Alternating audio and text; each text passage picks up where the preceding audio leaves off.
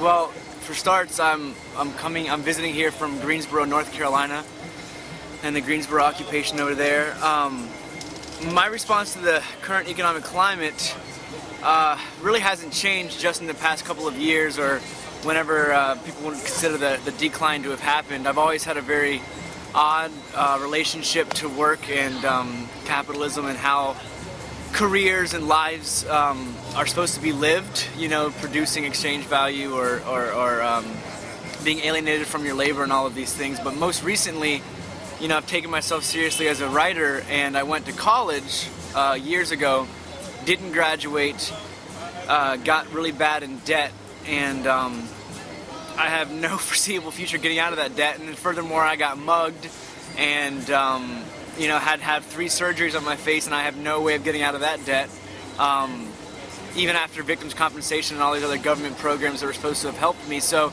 I don't even answer the phone calls anymore when the debt comes my way for either my education or for my medical bills. And I almost at this point can't take any level of the economic environment seriously anymore whenever the discussion comes up about what to do about bettering, you know, the availability of jobs. North Carolina itself is one of the, if not the lowest, has the highest unemployment rate in the country right now, and you know, I feel like the discussion isn't even worth having anymore because of how absurd everything's been run and has been and is run today. And you know, all I can do right now is just pursue my creative field and you know, be a part of every other movement possible to help find some solutions to the economic situation. Oof. Okay. Oh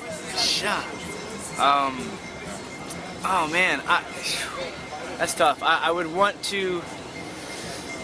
Well, I would want to see the end of capitalism, and but you know, I think there's a lot more theory and philosophy and understanding that goes into how that would look and how that would work, and I feel like the slow progression to get to that, to where these communities such as this can sustain themselves and exist without having to rely on class or hierarchy or profit or finance or all these other methods of dealing with each other, I would see the end of capitalism. And I think that capitalism is the epitome of sort of centuries now of different forms of oppression, whether it be patriarchal or religious or any other kind, and that with that sort of a start to an end to a beginning, we would have more of a clear view of how we could actually experience each other on a regular basis.